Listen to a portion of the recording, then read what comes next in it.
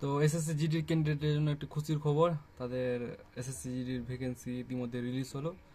এবার এসএসসি জিডির ভ্যাকেন্সিও খুব ভালো একটা আছে। তো সেই ব্যাপারে আজকে মানে ডিটেলস এই নোটিশটা এসএসসির ওয়েবসাইটে দেওয়া আছে, আর তার সামারি নিয়ে এসেছি আমরা। তো ফর্ম ফিল আপ শুরু আছে ডিসেম্বরের 1 তারিখ থেকে, আর শেষ তারিখ আছে 31 তারিখে, ডিসেম্বরের 31 তারিখে। আর আর এক্সাম ডেট আছে ফেব্রুয়ারি থেকে এপ্রিলের মধ্যে, তোমাদের শিফট ওয়াইজ হবে। ফর্ম ফিল আপটা তোমাদেরকে আমি বলবো যে কি শুরুর দিকেই করে নিবা, কারণ যে শেষের দিকে ওর ঝামেলা থাকছে, ওয়েবসাইটের ব্যাপার থাকছে। তো আর শুরুর দিকে করলে একটু ভালো হয়। তো এবার টোটাল ভ্যাকেন্সি কত আছে, এবার ভালোই ভ্যাকেন্সি এসছে সববারের তুলনায়, আর ভ্যাকেন্সি বাড়ারও মানে সম্ভাবনা আছে। তাহলে এবার ভ্যাকেন্সি আছে 25,487টা, আর এটা বাড়তেও পারে, ইনক্রিজও হতে পারে, ওটা কোনো ঠিক নাই, বাড়তেও পারে। আর সবাই সব ইউটিউবাররা বলছে যে কি 70 থেকে 80 হাজার আসবে, ও তো আসেনি। আর ছেলেদের ভ্যাকেন্সি আছে 23,467টা, আর মেয়েদের আছে 2,020টা। আর এটা নোটিশে বিস্তারিত দেখলাম, আর পিএফ এর কোনো ভ্যাকেন্সি নাই। আর সবচেয়ে বেশি ভ্যাকেন্সি আছে এবার এসছে সিআইএসএফ এসএসসি জিডি সিআইএসএফ একটা ভালো পোস্ট। ছেলেদের ভ্যাকেন্সি এসছে এবার এতে 13,135টা। ভালো ভালো ভ্যাকেন্সি আছে, প্রায় এটা প্রায় 3 বছর থেকে ভ্যাকেন্সি, এটা গুড, এটা একটা ভালো ভ্যাকেন্সি আছে। এডুকেশন কোয়ালিফিকেশন সবচেয়ে মোস্ট, এটা সবচেয়ে যদি কম পড়াশোনা যে চাকরিটা পাবে সেনাতে ভর্তি হওয়ার, সেটা আছে 10 পাস।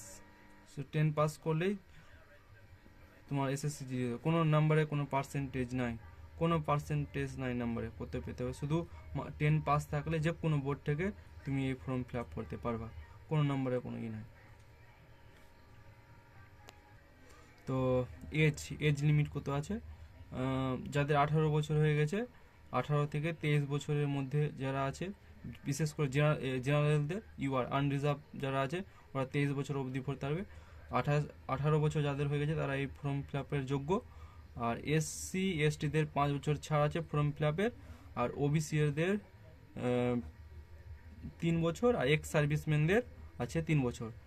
এসসি এসটি ওরা 28 বছর অবধি ফর্ম ফিল আপ করতে পারবে, আর ওবিসি 26 বছর অবধি, আর এক্স সার্ভিসম্যানেরও 26 বছর অবধি।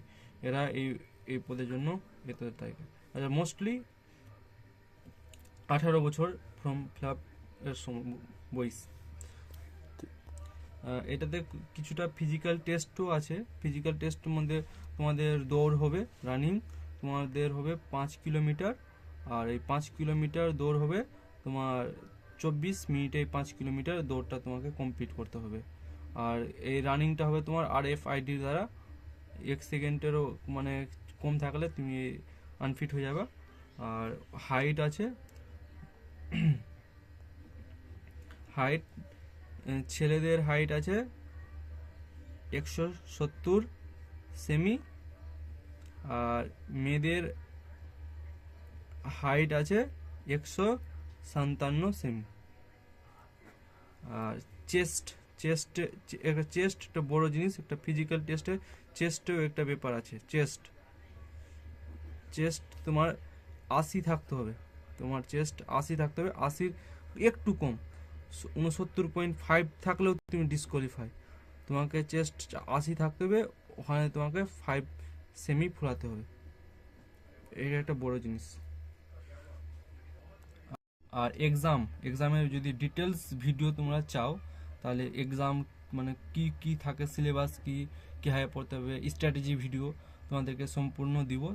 যদি সম্পূর্ণ ভিডিও লাগে তোমাদের, বিশেষ করে বিগিনারদের জন্য, যারা এসএসসি জিডি পরীক্ষা আগে দিয়েছো বা হচ্ছে না, তারা আমাদেরকে আমাদের চ্যানেলে কমেন্ট করো, তাদের কমেন্ট দেখে আমরা একটা ভালো স্ট্র্যাটেজি ভিডিও কীভাবে পড়তে হবে বিগিনার, তারপরে যারা হচ্ছে না ওদের জন্য একটা ভালো ডিটেলস ভিডিও করবো তখন।